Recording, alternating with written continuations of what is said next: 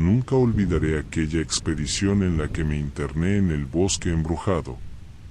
Un lugar del que se decía estaba maldito desde tiempos inmemoriales. Yo, junto a 3 amigos, Marcos, Elena y Julián, decidimos adentrarnos en esos parajes prohibidos, atraídos por la fama del misterio y el terror que lo envolvía. Desde el primer momento, la atmósfera se volvió opresiva, y el eco de mis propios pasos se mezclaba con susurros que parecían provenir de las sombras de los árboles. El primer día transcurrió entre nervios y risas nerviosas, hasta que al caer la noche, el ambiente se tornó lúgubre. Instalamos nuestro campamento en una pequeña loma, intentando ignorar la sensación de ser observados. Pero esa sensación no tardó en materializarse. En medio de la oscuridad, vi una figura etérea deslizándose entre los árboles. Su aparición fue breve, como un parpadeo, pero dejó en mi mente la certeza de que algo sobrenatural habitaba en aquel lugar. A la mañana siguiente, mientras buscábamos señales o pistas que nos permitieran entender el misterio del bosque, Marcos desapareció sin dejar rastro. Recordé vívidamente haberlo visto internarse en una senda secundaria mientras hablábamos de leyendas locales, pero al volver la vista atrás, ya no estaba. Buscamos por todas partes, gritando su nombre, pero solo recibíamos el eco de nuestras voces. Esa primera desaparición nos llenó de terror, pero lo peor aún estaba por venir. Decidimos continuar, convencidos de que debía haber una explicación lógica, que quizás el bosque jugaba con nuestra mente. Sin embargo, a medida que avanzábamos, el ambiente se volvía cada vez más hostil. Los árboles parecían cerrarse a nuestro alrededor y la niebla se volvía espesa, casi impenetrable. Elena comenzó a notar figuras vagamente iluminadas en la distancia, como si varias presencias nos acechasen desde las sombras. Una noche, mientras descansábamos inquietos en la tienda, oí ruidos extraños y susurros ininteligibles que parecían hablar en un idioma olvidado. En un instante, la linterna de Julián se apagó repentinamente, y en ese oscuro parpadeo, una sombra se deslizó frente a nosotros. La tensión era insoportable, no sabíamos si debíamos huir o esperar a que la figura desapareciera. La situación empeoró drásticamente cuando, en la madrugada siguiente, Elena desapareció. Estábamos despertando apenas con el alba, y al contarla, el terror nos paralizó. La tienda estaba desierta, y su mochila, intacta, yacía en el suelo. Todo parecía indicar que se había ido sin previo aviso, como si la niebla misma la hubiera tragado.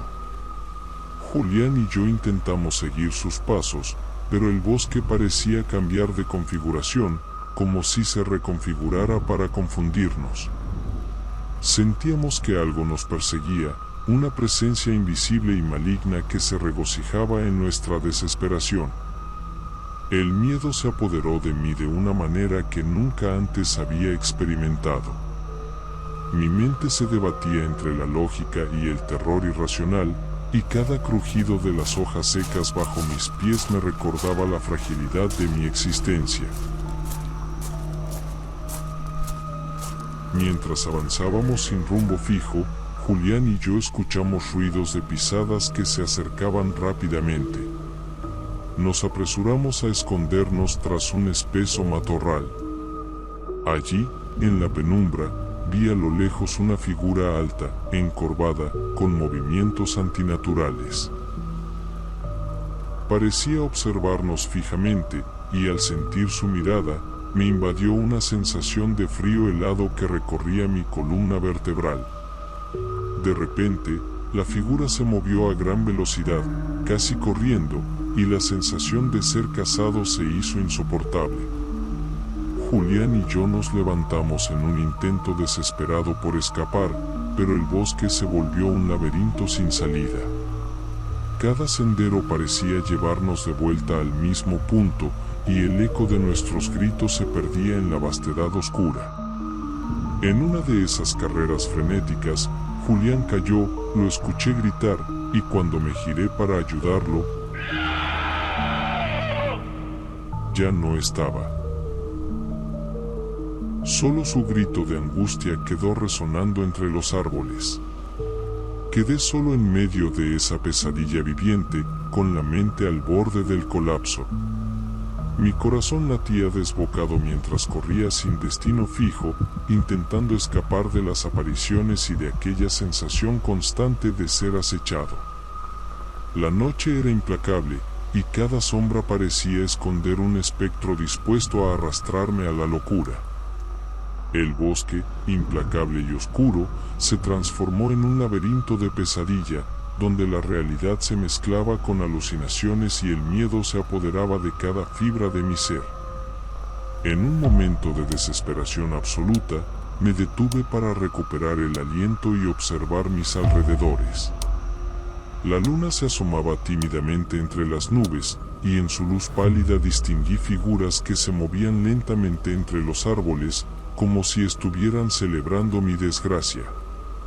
Intenté avanzar, pero cada paso parecía me conducía más profundamente a un abismo sin fin. El silencio del bosque era abrumador, roto únicamente por mis propios jadeos y el lejano murmullo de voces ininteligibles. No sé cuánto tiempo pasé huyendo, el reloj de mi mente se detuvo en medio de aquel caos. Lo único que sé es que, al borde del agotamiento, me encontré frente a una vieja cabaña que parecía abandonada hacía décadas. Sin otra opción, me refugié en su interior, esperando encontrar al menos un respiro de aquella pesadilla.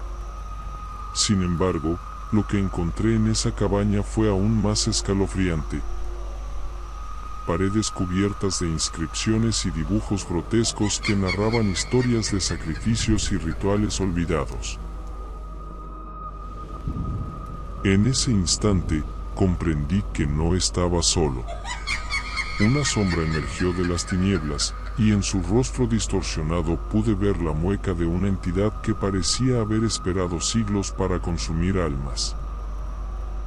La figura se abalanzó sobre mí, y mientras mi visión se nublaba, oí un susurro que decía: "No escaparás, nunca lo harás". No recuerdo haber gritado. Ahora, mientras escribo esto, con la linterna parpadeando en mi mano temblorosa, me pregunto si alguien algún día leerá estas líneas. El bosque sigue siendo un ente vivo, hambriento de aquellos que se atreven a perturbar sus secretos. ¿Soy yo el último sobreviviente? ¿O hay algo más acechando en la penumbra, esperando el momento perfecto para reclamar otra alma?